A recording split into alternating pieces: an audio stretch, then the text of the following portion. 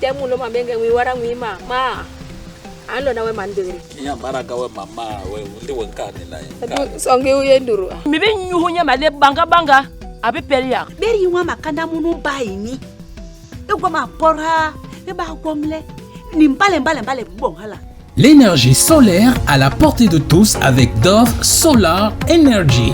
À des prix défiant toute concurrence, offrez-vous la meilleure des solutions énergétiques et dites adieu aux coupures de lumière et aux factures. Nos produits sont certifiés et sous garantie. Nous sommes flexibles et à votre écoute pour fourniture, installation et suivi. Contact 6 70 24 58 05. Dove Solar Energy, le professionnel de l'énergie solaire. Le gwebe inde iha ile mesele memeti ya bohala We yimme nyo wong no ya no hem nyo weki mpona we ye sore nye nsore ki to yomi tabena men me pot men kal benya penya yinji ki mpot mu men kal benya penya me kale to yomi tabena amanke nlobe ngobo bijo nlobe nanu bongle aking maburu be loni bonki bale gwebe makondo nungleme to yomi tabena meme yomjel yomjel yom noke ibahala ibahala kenya ni ngwanjong e bo soto we uheba boat angwang mu besi we me yip yo me ka we yip yo me pot yip yo wong ginga me pot we yom na nde ata weki we yom na idler me nuna lo pon under le bese nya to antehebe bono makondo yo tison me nana lo alo kabone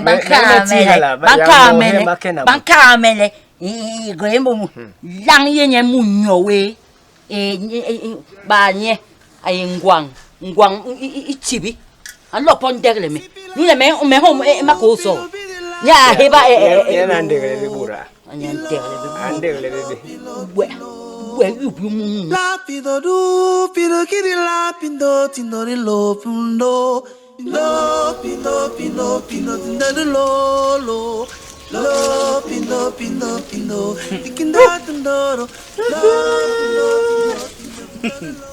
Hey. kinke beno Hey. utis babang me Mpronje la. si mabang me Oh. Gonyo. Baba wala chinyo, baba wala chinyo nyo wi yanga we na no chinyo. ngemi tinyona Bu ngani mpame. jonge Bengale bu nyo. menebe Aye. so he me ha Aye. Yengo wa a. membu stingwo dila Ni memba lo mba ya bengame. Bengame to yo Bengame lana, bengame. do me ho le Bengame. Ki bengala metesi. Nka tongwa bubu. menebe so Me tama. Ba ke be bo. menebe Men me nyu yo na. One bit me. Men a be bo adu. Heb membu so. Tak be. Ya. Bo hingra nya chum ikere male bo nya chum gura nya chum da wa Ijong muleki. One bit me. To cafe. One be nyo me male. Bumni. Ba hongon di le jemdi. Sile bo ni. It is baban me. Sange. Wanti ha. Sange. Mboro ha ba yang sia. Nebe. Uso nga ba yimbe we. Nyugo ba ngwa we. Jonki. Bengala onke ngo. Tinga ba me so. Tak be longwong. Kene het banke. Oh. Aye. Nebe. Man murnu. Jin telebe. Man murnu. Nong have making go. Bengame. Nong have me. Bengaman mulom. Kime gwebe. La manga mulom kime. Mtewe heba long. Uye ko yo mbonga yo puambu. Ko puambu mangu wandi yo. Masora, bengame ko yo mbu. Anka ye puambu mangu we. Ba ka nyu we maliwa. Di memere aki bura ban ke di mengu la. Ha. Ya to, me shoga di. Ayi bendi ni.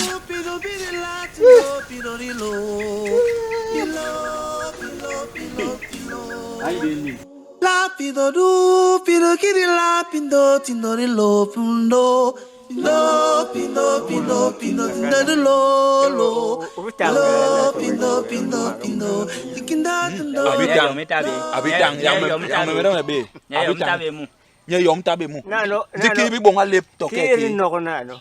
Kibi bonga laptop ki mwa won abe man no lin jog yong mbok wom in bo abe jam bon wa anyong wa minyomale wala ile me ho ya ga bo abe nyu mu abi no nya gwam gwam so ba me tamai me bong mam hala wa tamanya ngo bong mam hala munom bai umana wala ya la ba ke benga longe ya porque yo na munom pe di la be pornyo ti me mitis be wenu wo yo namba be mulo memle me barle we chama aman ke ko be bong la imbere nyu pa no mane be nyu pa bong njele jomba kana ba yo sibe bola kwendo ke ba yo bong ma ko bong la mundo no ngwa wo nga gwen gwe ala pingin jo yo am de hikel no aya bebnya sulu nye ngo la sa haje ja le be ha to ake man kalbe maliga kalbes to wa be waske wemba re ba sori bolum ndi yom ngwa wo ngabong wela yen to me sugu li jam iporo maliga to li jam li tahabi wemba kilo la hu na non dab yo nanga lu yib tise nu le nu ngwa wo nu me mi tar benje mi job kai la mi tesne me mi job kai nu le wa benga ndo hala ya longe hala bong le to bale banga mi nyu ngwa wo ma benga ha benye mi benga mi ya wo me jam ji bong ngwa wo ala kan woni nangi me ye kan ji wo me kalang di wo unang lang ne jinja to me ka bele ngwa ha di jam ayembil to ayembil to kwel pe la be kwel pe ri ala ri le nyomo we wele pon bale le wonu be ngale ye hana bon la Lapido du, pido kiri lapido, tindori lo pundo, lo pido lo. Mono jere wo mga. La yong ni he. Ko gam yong ke.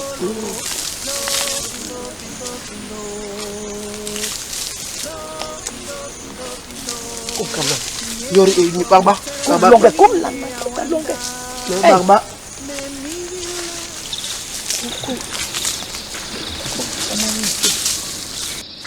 Hey, awa, ki. Ngom ko la melel. Mbong le la. Ko la melel. La belel wa ki. Me tabe no. La bam ka wa nyo. Aba man ko la melel ko. We ki jarbe. To hala, alom. Uri kenerin ke tenyeri kalye. Le umbe ko be no re. Kalye, le la lom de kener nyo na no. Kener. Tiki! Allô? Kiki!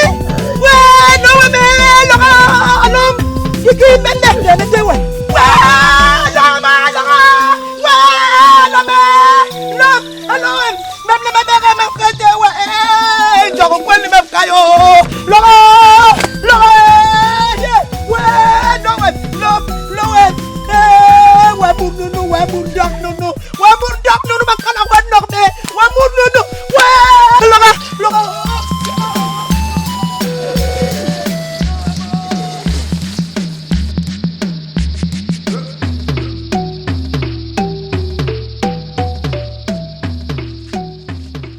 yanar bar yanar bor namba nen wa tele yongo me firfiri mange yibe to jorob yibe jorob mi yira wenga ndak ala morak hemlele nortoy le ya la sorbe ha mengo makonyen mi kawe ala kana me wa be yom me kawe le me wasbe bale jamjeli ngikene ne bisu len mi nyuhnya male yani chibi chon mente hinye chibi kinye kawe akana ndu wanye cho kan cho jombu ka bembie ka nyonya joyo tolo wa gwen ning nye si ka nyi mu nyawe mi etele yar bene me yet poncho ha Kima bonjour à terre. Kima bonjour à terre. Mais quand les non mout. Mais le lobby men n'amba et neka et komba. Ma kobe même barre nous le moem anon mou. Mohak et jam le mesouja. Que souja. Bane yi jam sukunga jo kim ye kawe. Njeke wa sukunga jo nyandra terre. Wa sukunga bang. Nemiena nengwa mako. Ninke homa. La pido du, pido kiri la pindo tindori lo pundo. So angin so benje. No, my me bom go so na kon mengo me bom la. I baby ka la bom. An ko wo my so na ala bele la ke bang la nanga tik. Lo mo nga bubu la alel. Moi. Ala kiri hanano ya peta be Allah ha betimna ya meto yom la hula we hanano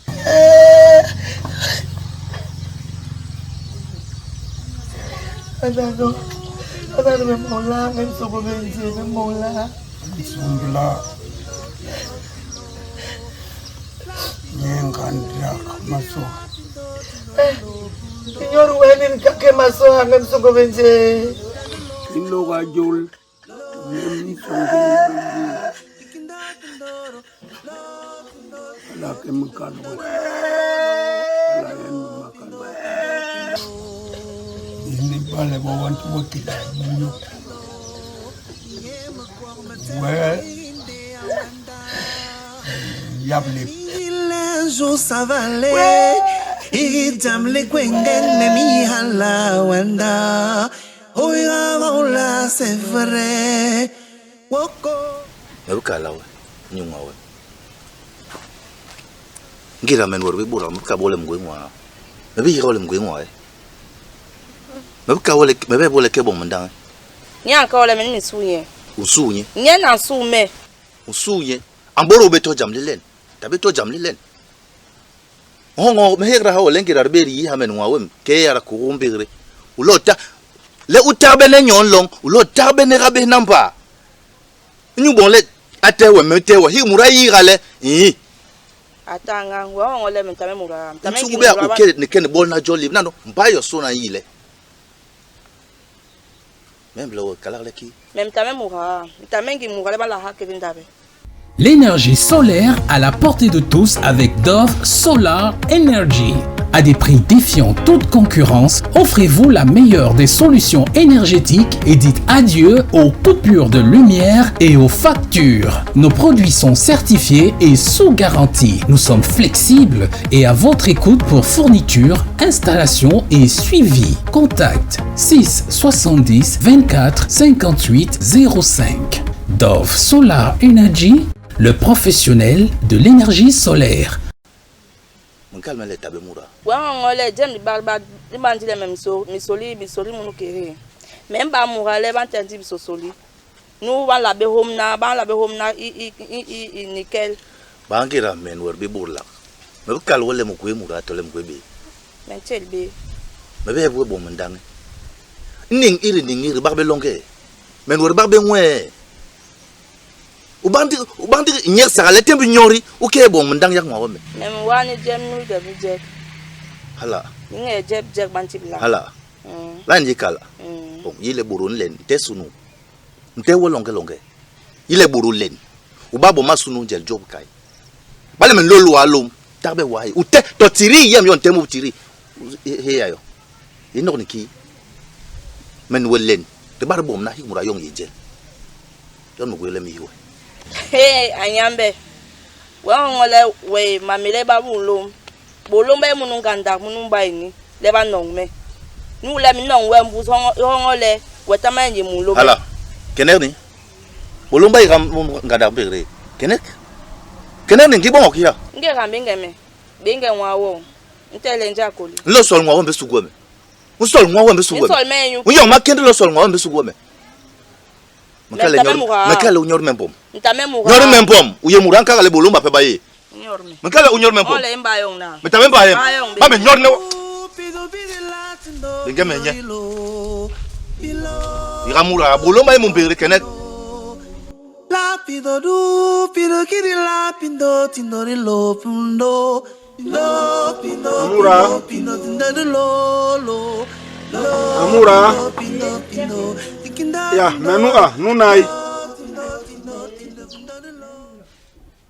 Mbe mu Amura me ha.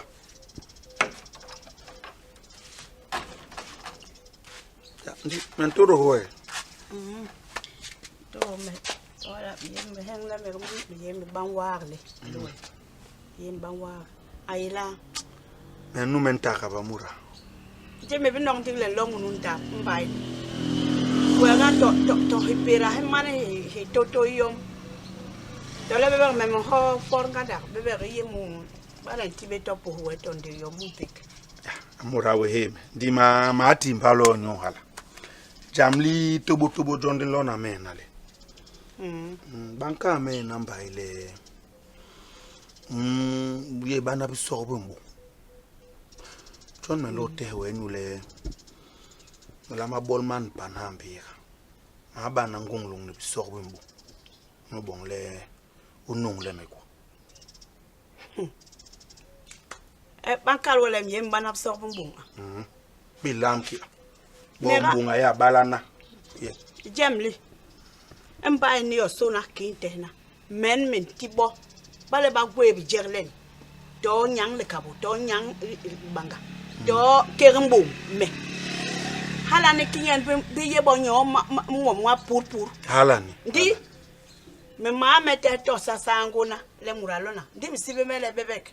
Muralo ga kamele ngob so wo bi hame nwini to yom ba bere bi so bo ba bere yarbe wo mem yemi sal nano to yom John Menkir wem munu na ke mi na yem dable menti habe memur bi so bo wan we hel men war be jam so anyu na ya lo men war men go mongo men la habe timut bi so bo nyu ke nyu le boro no mo boro ka bi so bo mbep ni ba mal me ala o mem yemi sal gandigi bon manje hala mem la habe me hulu to nombong dim bep kinje manga gwembombe bombele la me gwebe me jam no kini yingi me namba me gwebe me jam no we me gwendi la me yiwele webe ta no gwe jo ndi welo ban ko wale me ma untimba yoso busorbo mbu ndi ni mbom yemni iye balenga me lob submu me bantibe me mbong beki ndi beki la kayer bob sorbu mbo man ka be mele nungu bu sorbu mbo me lo be le ti me yang bo me lo som me tabe me to ile me yendi nyek sa hatu bi sorbu mbo kinje mbom de tabe me nyek sa hatu bi sorbu mbo me ka wala me ka go batehe ba gwe ngom wa banje ndera me na le mbe mal me jerbu kai le bon man to mbe ble la me yibe me ibe bara jo me tinya lapido du pido kiri lapido tindori lo pundo lo pido tindori lo ma sumbu sandi jam di biseli be jam bot bo ba somunu mbai ni bani be biseli me yibe nyuki ya mo mani ma ni yang ni tibo moni ni som yak som banchul lo ma be yak yamben yak moni atinye yamben achul yak moni ya boramba bora bamba ibo basona ngira ankenyo lambar biseli ni mi biseli to bana ndi bo anti bo biseli bo baka sala be me yibi mente hala ki bon ken jam din ken jam meno kira menen do e mo orbiti bilomuno der morul ri holo munu mbai ni bon ba makondo be so mbongwe to manga to fit abe anyori muna ke tison da ka somgo nano je ya ndi ndi baler gwere ngi gwe ntendi ba we nduru ya ndi yamben me mi la hinga na beba biye te bora yamben na nung la na murga na ebe nyoe yamben na nung la bon ba makondo ndi jumbu jeli mura li inte yanti anti bi yong mura waramu anti be makosi me no la be bi yang no la atel be munungi ngo ayene ye munda ka kalbang bela we unyi be ngwa menyi be nye mengi nye ya awoyo njok mura hana bale yambeni ya londe ile ya yibi nyo hana mura no anka menkale nyena mpor mbaye yambena barbi hala win ken me ma me barbena ndi bale ba mpamle banima me biso mbombe atabe jam biso mbombe wa bukubu me muwom menkale balengo ngwelwe we kanjigme lo ga to woni ndoem me kem di rabi rikiri rambang be so kirimbang be so lo je ni na yende namba ye den di na bong la lo mba yo ngomere ka ko na hala ndi hewe la ke balere we to bankale ba je be di wala to yambe na ba bi hala to yambe na ba bi hala mwa we nu njo ye mwa yo ndo na jo so le men no le nyen nampor yamdo mambe bi Lapido du, pido kiri lapido, tindori lopundo. Lopido, pido, pido, pido, lo. Bobo menunu me no weni. Loriong, yuyi. Ngembi endi ake bong nyunai. Ke yor temur waraba sebile. Nem songo benje. Atiebe. Yabiti ebe alo bombe akabi kiri bongo gonda bongo be hala abukabe lela bangbe le allo ma lela bangbe wumbla nunanka ko be o mai sona nda lela go ayi habe kiki ampa manke bang la pa yana sembinyo inda mamere bakenanda ambobo konbengo mentem bang yaki mununye yak ngem songo benje nyandu nyambe nye no ma wo akinge so bobo la me no me wena mama mo so na mana bobo me wo so bobo kon mengo bobo me molela baba me molela lo me molela me mongle me wo baba me wo baba so me ila be nuna ayanu ya bobo kon mengo lo ma wo lo ma me so bobo so baba baba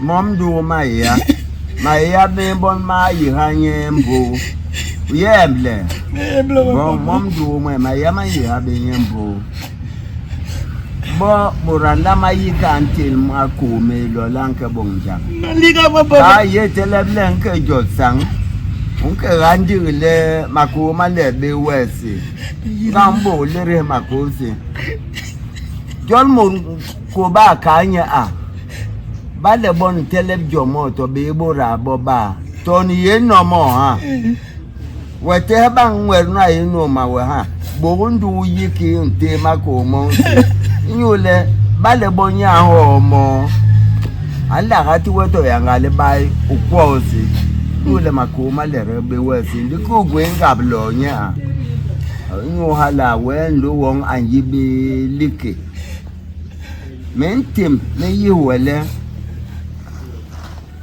to bale bo unke bon murjam do lenke bon murjam bondu wo bo wa merenye mbon le jam dini me yeke bon ba me te sebe ya bobo to wa kabang me yo me so bo na me yang le ton lo em so bobo papa me chebele ala be to la ndi mbok yele hake mo na mbongo nyela nyule ba pe ba ile bomenti we me yo nga bi langa ka me nyan chebong diga tibe momwe ba pe ba ile menti we me yo nga bi wenu lo sombo bobo ya sombla na ntembe na do na weni lo la be tele ba bobo we ka me lo yen wa sembi nyon baba la be tele bobo Lapido du, pido kiri lapido, tindori lopundo.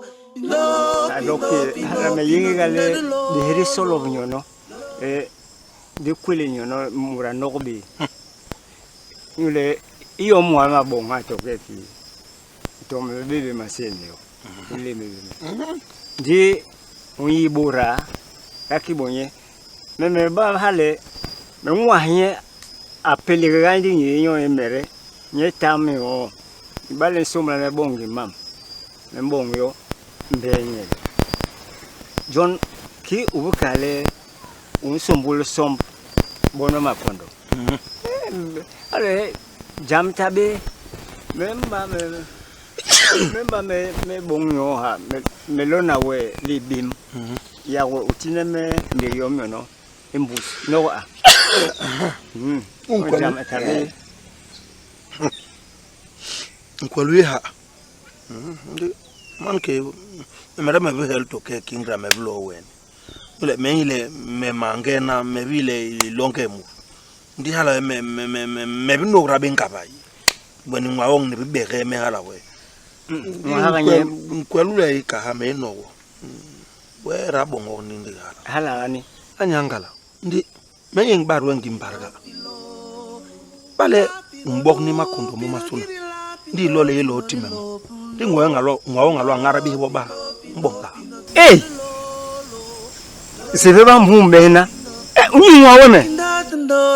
Lo tindo tindo tindo tindo lo pindo pindo pindo lo pindo pindo pindo mi ema kwa matela barinde awanda me mi yile jo savale idam le kwengeng me mi hala wanda oya vola c'est vrai woko yo pindo pindo pindo tikindo tindoro lo pindo pindo pindo pindo lo tindo tindo tindo tikindo tindoro ilo pilo pilo pilo